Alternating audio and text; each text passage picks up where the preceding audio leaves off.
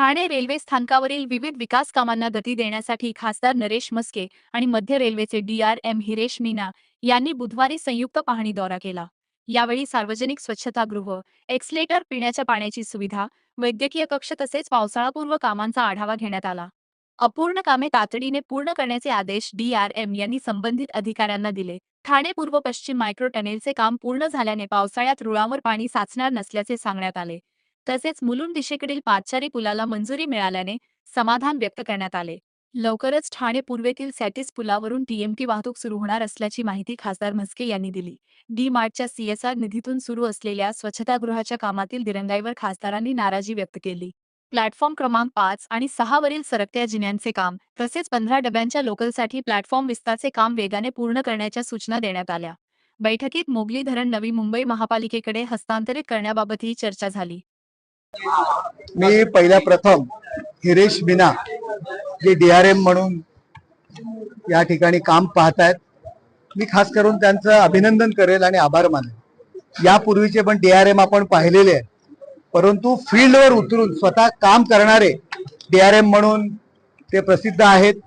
ते आल्यापासून बऱ्याचशा मागण्या आहेत, ठाणा स्टेशनच नाही तर अनेक स्टेशनच्या मागण्या, त्यांचं काम जोरामध्ये सुरू आहे। त्या दिवशी सुद्धा नवी मुंबई आणि सिडको यांच्यामध्ये जे समन्वय साधून नवी मुंबईतील स्टेशन रेल्वेने ताब्यात घेण्याचा जो काही निर्णय झालाय त्यांच्यामध्ये सुद्धा त्यांचा सिंहाचा वाटा आहे। अनेक छोटे मोठे विषय आहेत, तो काही तांत्रिक अडचणींमुळे त्याच्यामध्ये तो थोडं खूप स्लो चालू आहे। त्याचबरोबर पावसाळ्यापूर्वीची नालेसफाई असेल, 15 डब्यांचे जी काही गाड्या येणार आहेत त्यासाठी प्लॅटफॉर्मची लांबी वाढवणं गरजेचं आहे। बऱ्याच प्लॅटफॉर्मची लांबी वाढवण्याचं काम युद्ध पातळीवर सुरू आहे, परंतु रात्रीचे 1-2 तास त्यांना मिळतात, त्यामध्ये काम करावं लागतं। त्यामुळे त्या कामाला गती देण्याच्या दृष्टीने सुद्धा आज चर्चा झालेली आहे।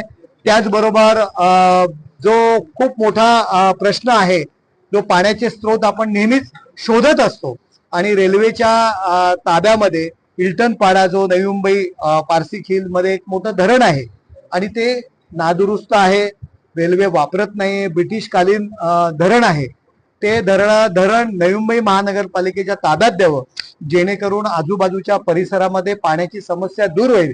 याकरता आमचे सर्व नगरसेविका त्या ठिकाणच्या, आमच्या चांदणी चौगुले असतील, ऍडव्होकेट श्वेता काळे असतील, आमची गौरी आंग्रे असतील, या नगरसेवकांनी मागणी केली होती, ते सुद्धा निवेदन या ठिकाणी दिलेले आहेत। आमचे संजय वाघुले आहेत की त्यांनी त्या ठिकाणी पुनर्वसनाचा एक विषय आहे, रेल्वेच्या जागेवर काही 50-60 वर्षापासून काही घरं आहेत, तो एक विषय, या समस्या आहेत, स्वच्छतेच्या समस्या आहेत।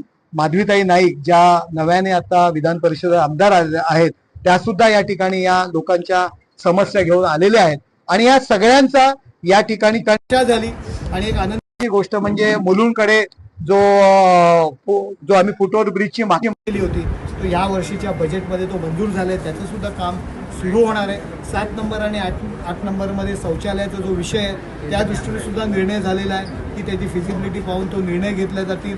एक्सलेटर या संदर्भात सुद्धा माहिती घेऊन आपण ते त्या ठिकाणी फिजिबिलिटी बघून निर्णय घेतील। आणि जो कोपरीसाठीचं जे काम सुरू आहे त्याच्यामध्ये रेल्वे आणि ठाणे महानगरपालिकेच्या अधिकाऱ्यांमध्ये थोडाफार जो काही समन्वय नव्हता, त्यांच्या काही एकमेकांच्या अडचणी आहेत त्या सुद्धा दूर झालेल्या आहेत। एकत्र बसून तो निर्णय घेऊन काही प्लॅटफॉर्म 4 नंबर प्लॅटफॉर्म वगैरे असतील ते आणि आमचा जो सॅटिसचा पूल आहे त्याची रहदारी कशा पद्धतीने सुरू होईल या संदर्भात सुद्धा निर्णय आज झालेला आहे। खूप चांगला निर्णय झालेला आहे। पावसाळ्यापूर्वी स्टेशनची साफसफाई असेल, स्टेशनचे कुठे लिकेजेस असतील याकडे सुद्धा लक्ष देऊन या ठिकाणी काम युद्ध पातळीवर होणार आहे। सर, पावसाळा येतोय, ठाण्यामध्ये इंटरनल टनेलच्या मार्फत पूर्ण एक नवीन लाईन आम्ही टाकलेली आहे, जेणेकरून जे प्लॅटफॉर्म पाण्याखाली जात होते ते जाणार नाहीत। आणखी काही समस्या असतील, पाणी जिथे चोकअप होईल ते सुद्धा दूर केल्या जातील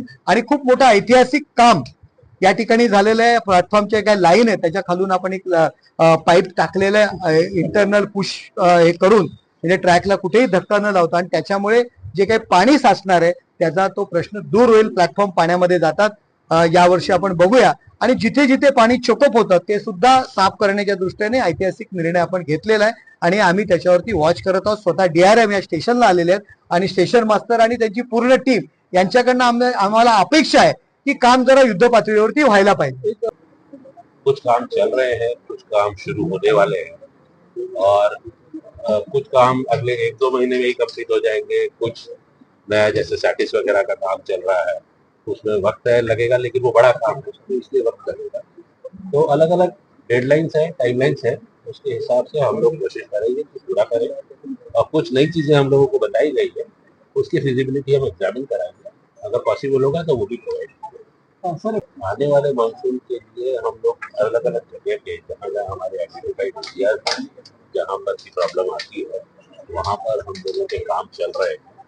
विभिन्न प्रकार के काम होते हैं इसके लिए, कलवर क्लीनिंग है, ड्रेन क्लीनिंग है, अलग अलग प्रकार से कार्य किए जाते हैं, ट्री ट्रिमिंग है, ट्री कटिंग है, काफी कार्य रहते हैं, वो सब किए जा रहे हैं और हम अपेक्षा करते हैं, हमारी पूरी कोशिश है कि बिफोर द मानसून हम इन्हें कंप्लीट कर दें।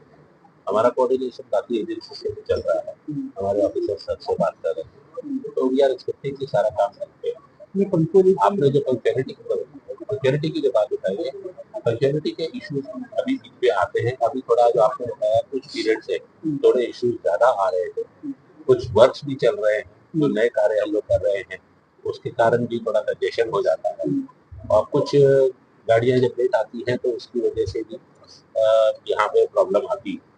बट मैं आपको ये आश्वासन दे सकता हूँ कि हम लोग पूरी कोशिश कर रहे हैं कि इस चीज को हम लोग कोशिश करें कि मिनिमम लेवल पे रखें और गाड़ी पंक्चुअली चलाना हम लोग का सबसे पहला कार्य। साइन का जो आरओबी है उसका काम भी कई महीनों से वैसे ही है, वो कब तक पूरा हो पाएगा? साइड का आरोपी का काम तो अभी चल रहा है, उसका एग्जैक्ट डेडलाइन मुझे देखना पड़ेगा क्या है। मैं एक बार देख के आपको फिर बात करने करूँगा।